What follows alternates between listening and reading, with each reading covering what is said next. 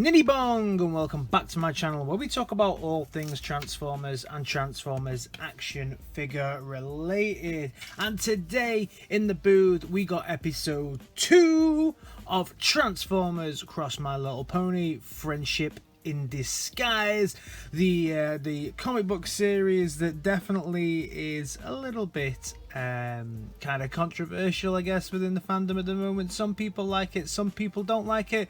Let's look at issue 2 and see what all the fuss is about. So I've already reviewed issue 1. If you want to take a look at that, that should appear somewhere around here now on the screen, and if you want to go back and take a look at that, it's fine.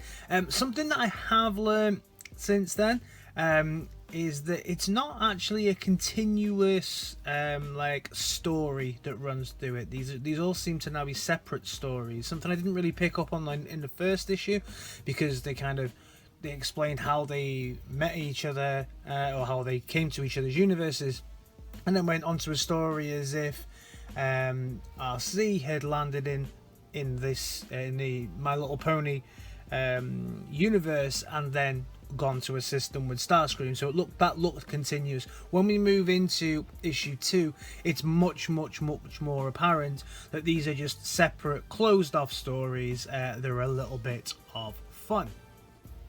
So looking at the artwork on the front of this one, and we get the kind of My Little Pony kind of cutesy version rather than the IDW versions that we're used to seeing of the Transformers. So yeah, it's nice. Grimlock looks okay here. It's a pretty nice looking cover art. I would have quite liked to see another, like a different cover variant where the My Little Ponies were done more in the style that we'd usually get Transformers in. That would have been a cool little variant. But okay, it's nice that we've gone this way. Looks pretty cool on the front. When we open it, we get the two stories that are on this. One called Inspiring and one called They Eat Ponies, Don't They? So that's quite nice. Then we get our little roll calls, which is something that we get at the front of these crossovers. So just to let you know who each one of these are. They put a little more effort into explaining who the My Little Ponies are than explaining who the Transformers are. So we get Spike, who's a dragon and Twilight's royal advisor. Then we get Pinkie Pie, who is a party planner and a baker extraordinaire. So that's who they are. And then when it comes to the bots, it's just Grimlock, Dinobot, Gauge, and Autobot, Devastator, Constructicon Combiner, Scrapper, Constructicons, Shockwave, a Decepticon. So I think they could have done maybe a little bit more here for this one. Would have been nice. Then we open up with the first story, which is the Inspiring one, which is one of I think the dude's name is Spike. Yeah, it was where Spike and Grimlock have a story together, and this one's probably the better one from this comic. The artwork's not too bad on it. I quite like the version, very G1 version of Grimlock that's here. Once he kind of transforms into his Dinobot mode, it's quite flat. Not exactly what the normal IDW versions are. It's all quite almost kid friendly, G1 style, almost cutesy, quite nice. Not too bad. The story itself is basically the Spike is a little bit feeling that they couldn't cope in a difficult situation, and Grimlock finds himself outnumbered by the Decepticons attacking him. So Spike uses his intelligence to kind of read up on how Teletran's engines are going to work, and then there's a main engine countdown, has a look at them, and then in the end ends up firing the Ark's engines to basically make the Constructicons separate again and run away, thus saving Grimlock. And Grimlock actually becomes very inspired by him, which is nice. It's a nice little story. It feels a little bit like, do you remember at the end of each of the, I think Transformers had these, I know Mask definitely had these.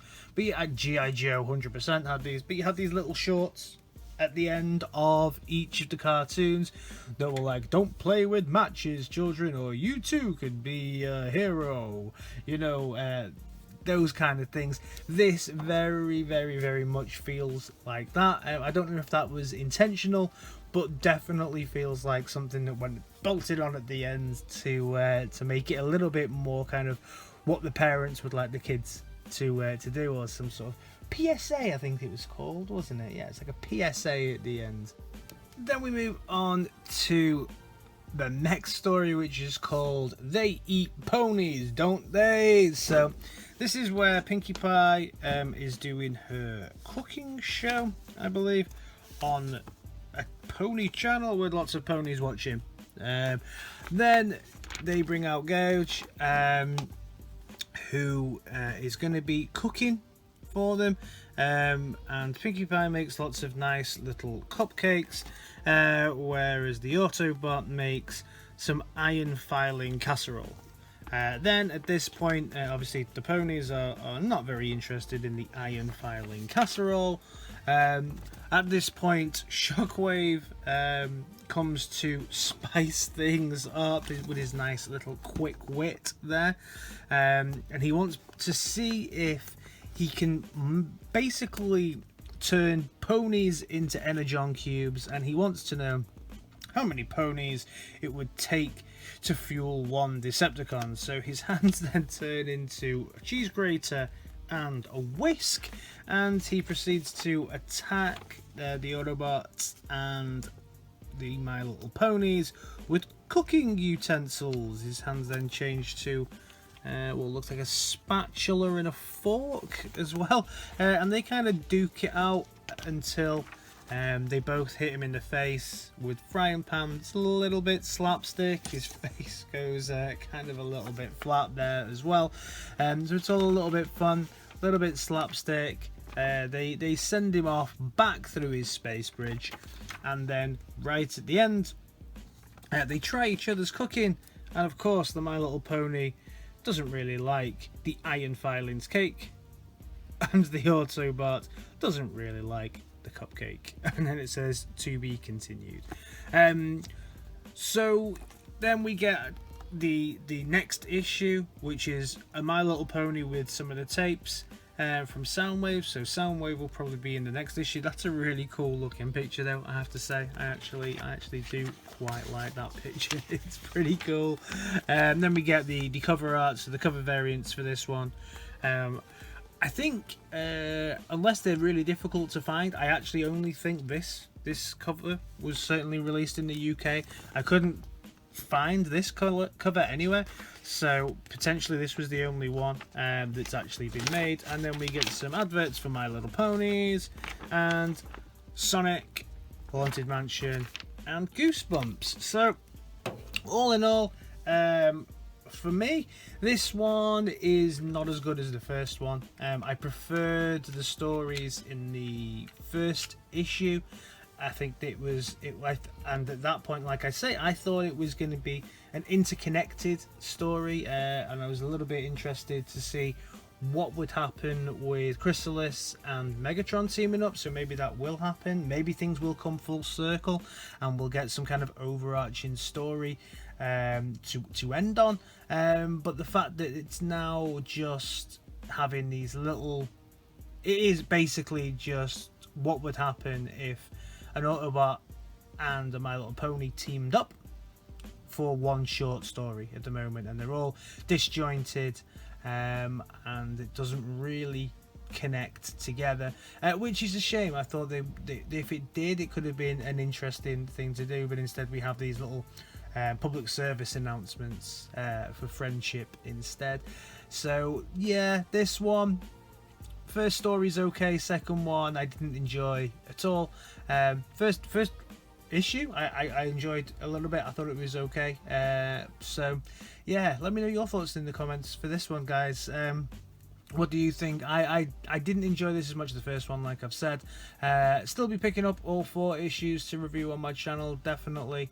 I just now wish that it had have been an overarching story, like with the Ghostbusters crossover, and also like with the current Terminator one that I'm doing on the channel. If you want to take a look at that, you can find links to those all on my channel. So thanks for checking out this video. If you're new around here, give me a like, a share, and a subscribe. And I'll see you in my next video. Alright guys, innit? Peace!